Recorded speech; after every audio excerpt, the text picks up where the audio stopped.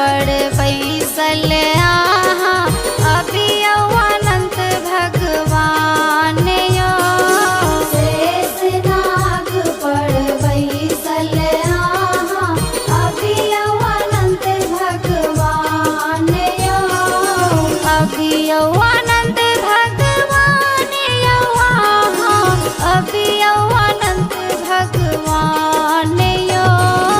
शेषनाग पड़ बैसल आहा अभी अनंत भगवान यो। शेषनाग पड़ बैसल आहा अभी अनंत भगवान यो।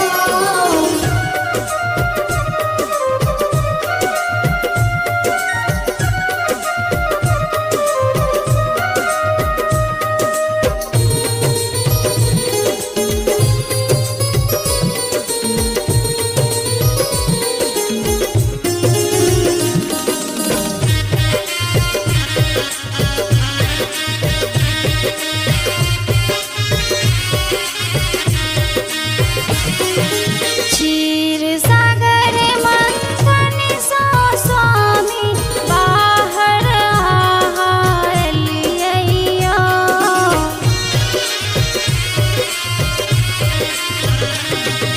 क्षीर सागर मंथन सो स्वामी बाहर आलियो। बाहर आलियो स्वामी बाहर आलियो।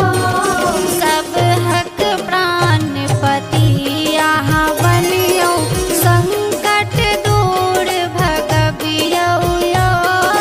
शेषनाग पड़ बैसल आहा अभी अनंत भगवान यो।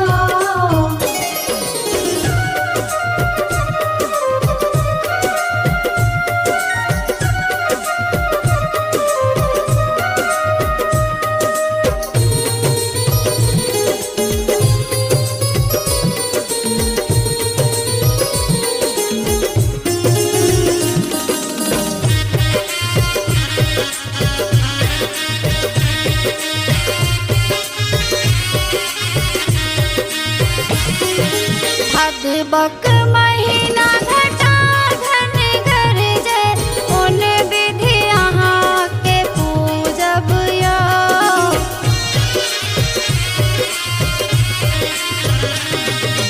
भादवक